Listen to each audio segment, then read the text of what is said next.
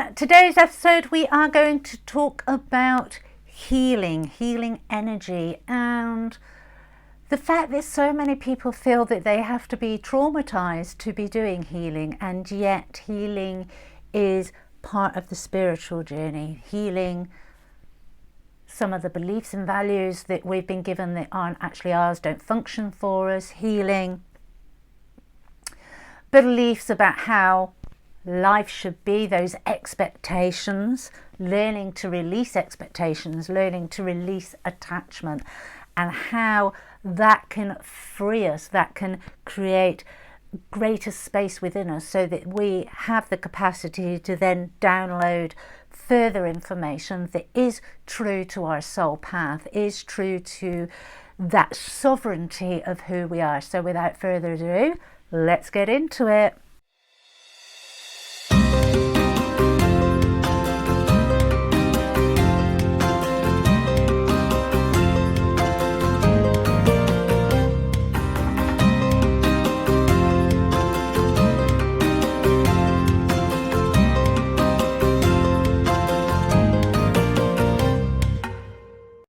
Hi and welcome to Oaklaw Door. For those of you that don't know me, my name is Claire Attier, and for those that are returning subscribers, thank you. And the video is inspired because I pulled this card from the really old deck. It's the Ascended Masters from Doreen Virtue, and you're very lucky to get hold of these cards now. Her sets have become a little bit of an enigma, and so a lot of people charge a lot. So I feel very, very honoured that I've actually got them. And it came up also this week. I did a post on my Facebook page where I actually said too many people think that healing is to be used just for trauma, and that is such a misinformed way of thinking about healing and cleaning our energies. It's not just about clearing away negativity. It's not just about clearing away dysfunctional beliefs and values. It's about clearing what no longer functions for us, what we no longer need, what is past energy. And so it is a very important part of the spiritual journey. And when I pulled this card, I was like, right, okay, that's actually come up again. And I love this because for those of you that don't know, and this is my belief, you feel into it as you want, but with the downloads that I've had, the communications I've had with my team, Merlin is a reincarnation of Saint Germain, or vice versa. Saint Germain is a reincarnation of Merlin. Now Merlin is very obviously coming from North Somerset, and Glastonbury just being down the road, where Merlin has a big following, and where a lot of the stories, especially with Merlin and the Morgan sisters, is very prevalent, where the Morgan, where the witches that actually did the healing, the white witches that live there. I love this because when you look at the actual imagery on the card, the moon is purple, that violet, and the flames from it, you've got the yellow, white, divine light, and the purple as well. And when you look at that, when you look at violet, and when you think about ultraviolet light, we use, it's a scientific fact, that we use ultraviolet light for sterilizing, for cleaning. And so I love using the violet flame. And I can remember the violet flame coming onto my spectrum the first time, probably I think about 2015, 2016. And that whole Saint Germain energy was making a massive comeback. The alchemy from that was made a resurgence out of Egypt. And I can remember going to a workshop and it having come onto my radar a few days before. And if you watch my videos, you'll know that I use the rule of 3, and things come onto my radar 3 times and then it's boom, that is absolutely for me. It's my confirmation. It's what I use. But I can remember it coming onto my radar, and I can remember doing a meditation with it. And then I went to a workshop that wasn't specifically about the violet flame, but the violet flame come back in. She had been guided that week by her teams when she was communicating and tuning in, going, right, okay, what am I going to put in this workshop? She had been guided to put a very ancient ritual prayer from Egypt about invocation of the violet flame into that program. So I was super, super fortunate, or divinely guided, however you want to look at it. It depends on where your beliefs are at. And as I'm saying that, and as I'm talking about Egypt, I don't know if you've noticed the light in the background, how it's making a pyramid against my drum and some of my tools that I actually use that are placed behind me. And again, it can be coincidence. Yes, the sun is out, and yes, I do have skylights. So, you know, that shape will be made by that. But also, is it again divinely guided to occur? Because I've made many, many other videos at exactly the same time, and that hasn't occurred. So take from that as you will, and just allow yourselves to feel into it, tune in for it, and listen to your guides, listen to your intuition. But the beauty about Merlin, or Saint Germain, however you want to call that energy, whatever you want to call that energy, is that it is a very beautiful protective energy, and it is a very healing, neutralizing energy. And it's a very, very, very, very, very it's a very good energy to use when alchemizing, to ensure that you bring in that balance, you bring in that neutrality. It helps to ensure that your ego stays out of the equation. And for any of you that do alchemy, you will know how it is important to really have a grip on ego. You do not want to be creating from a space and place of ego, because that's when our own emotions come into play. And if there's still healing there, and there will be healing there, because life is a healing journey, then it could be all too easy in that alchemy to create a negative experience for yourself. And I'm going to say for yourself, because it's not about the words, it's about the intention. And it's interesting because this came up the other day as well. And somebody was saying, oh, well, if you do XYZ and say XYZ, that won't come back on you. And I'm sat there and I'm thinking, doesn't quite work like that, because the intention there is still negative. The intention there is to still cause and create issues for another, to stand in the way of another. And that's not what we're about. That is not how we should be living our lives, or the type of ways that we should be using the gifts that we were given. They are for the betterment, not for the detriment of others. And so we do need to be mindful about the language that we use when we are setting intentions. We do need to ensure that our ego isn't engaged in that mix. We do need to really consider our whys. Why are we wanting to create that, or do that, or say that? What is in it? How does that work for the betterment of all? How does it? And it's that selfless act that creates manifestation. So many people have been using magic, and I separate. If you listen to me, you will notice I separate between, I do talk about magic as in the wonderment of things, but magic per se, undertaking and doing magic, is, for me, I separate it from alchemy. And I do that because that's what helps me in my understanding, and that's what helps me to create balance. I always want to be in the energy of alchemizing energies rather than manipulating energies.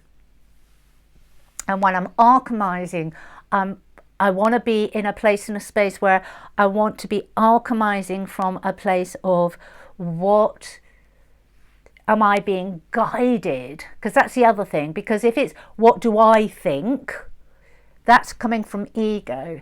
What am I being guided to alchemize, and why? I'm no Puritan. I've not got this completely sus. There are times when I'm like, ugh! as everybody else, but it is really important to understand those differences. When I first came here, many of you, if you do follow me, you would have noticed that I was kind of out on the land. I was working with the land, and then I think I've said it in another video, the land where I live, I was then made privy to the fact that the land had been used by a very dark magician. And there is still a following of that dark magician kind of preset. And so there were people still doing things on the land that were creating energies that were just kind of sitting there. And I was picking up on those vibrations, which is why when I was on the land, my guides were saying, okay, now you have to do this, now you have to do that, now you have to do this, now you have to do that. And to be honest, at the time, I was kind of like, okay, all right, I don't really know what I'm doing. How do I do that? And I would be in conversation with my team, with the land, of what you need. And I'm just one of many other people in this vicinity that were actually doing that. I'm not going to go, "Hoo, I've got a halo," because that's not what I'm saying here. What I'm saying is I was just being guided to do it, and so I did it. As did many, many others, because everything holds an energetic frequency, and this is why healing is so important. We heal ourselves, our physical body, our emotional body, our mental body, our energetic body. We heal homes where the walls absorbed the energies and the vibrations and the emotions of who lived here before. This is why when we buy a new home, why when I go into a new home, I always sage. I go in at least 24 hours before, and I do a complete cleanse. And I say my prayers, and I feel into the energies, and I do the work that is needed with those energies, so that those residual energies within the home can do the healing and the releasing that it needs, so that it feels free to breathe. When we use natural materials like woods came from a living sentient being. Cement even has come from the earth, has been created from the earth, which is a living sentient being. And so all of these things, all these materials can all hold energy, and do. That's where the healing comes in. We heal it, we clear it, we alchemize the energies so that we can put in the energies of love, of harmony, of peace, and thus we start to live in those energies. And it's not just a do it once and forget about it. It's a continual. If you have a visitor into your home, even if it's a really dear friend that you love and they have really lovely vibes, they are not part of your home. They're part of your bigger circle, but they're not part of your inner circle. And so it's a really good idea to cleanse the home afterwards. Clear those energies, let them go back to the person that they belong to. Or you might just want to clear them. Maybe they come round because they've got some ish going on in their life and they just wanted to speak to you about it. They wanted to be able to offload, and that's absolutely fine. Clear it, alchemize it so that it's transmuted with love into love. But healing is a major part of the soul sovereignty journey of becoming your whole true self. And as I said in the intro, it's about taking off those layers and releasing from your physical body, your energetic body, your mental body, your emotional body, that no longer serves. It doesn't have to be negative. It could be the most profoundly beautiful experience, but you have the memory. You don't need to hold on to the energy anymore. And so you release that energy so that you free yourself up to be able to experience something new.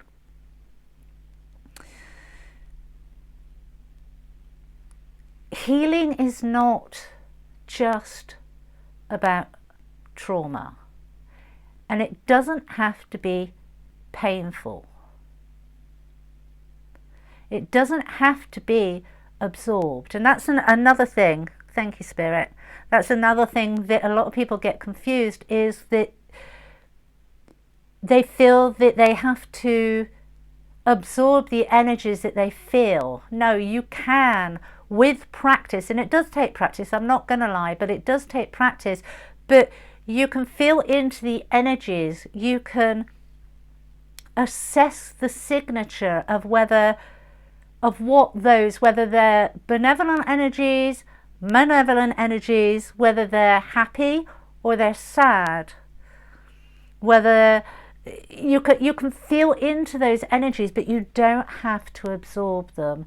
And that learning not to absorb them comes down to you, your practices, what feels right for you, and you learning and practicing how to do that. I know I had burnout nursing 3 times, and that was because I didn't realize I was an empath, so I didn't know what was going on. I just knew that I would be investing, and then I would be completely burnt out. I wasn't looking after myself. There was very little self-care. There was definitely a lot of programs running in me that meant that I wasn't loving on myself wholeheartedly, and I was absorbing everything. Everybody's ish I was taking in as my own, and life was very, very confusing, and it created a lot of problems in my life for me. And that was where I started. That was where I first kind of started to go, okay, is this mine? Does this belong to me? And if it didn't belong to me, I would then go whoop, and I learned how to put a barrier around me through Qigong. It doesn't just have to be spiritual practices, or all practices are spiritual, but in the traditional sense, it can be anything. It can be yoga, it can be meditation, it can be Qigong, it can be singing. I had last week the most beautiful, profound experience, which I'm going to do the next video about, was releasing through the voice. It's down to you, it's up to you to play around with the different modalities that you're attracted to find what works for you, and also be open to changing that up. And very often I'll kind of sit and think, oh, I need to do it X, Y, and Z, and then I'm like, oh, I'll start it with X, Y, and then my team go, and I'm like, oh, okay, but I was going to do it, and they go, and I can go here, I can go into the ego, and I can say to them, yeah, but. It's that yeah, but. When you find yourself doing yeah, but, put the brakes on. because that's coming from ego. Every single time that's coming from ego. So there are a few tricks to learn to catch yourself earlier and earlier and earlier. And I don't know whether I will ever get to the point where the head doesn't engage first. We're programmed from birth to take everything here first. So it would be lovely to think that I would be able to do that, but I don't know whether I'm going to achieve that in this lifetime. I am setting that as an intention, but whether it's achievable or whether it's not, I have no attachment to it. What's important to me is that I do catch myself when I do it, and I do take the steps to rectify it immediately. And that's the key. None of us are meant to be perfect. We're just meant to be doing the very best we can in the moment. So, just to recap before we finish up, healing is not just about trauma. It's about alchemizing energies that are negative, that no longer function, that don't belong to you, that don't belong to wherever the place is. Making space for the new. It's transmuting energies that are no longer needed with love into love. How you do that will be very unique and particular to you. If you've liked the video, then hit that like button. If you've not yet subscribed, please subscribe and hit the notification bell. You will then get notified when new content gets put up. Until next time, take care. Bye bye.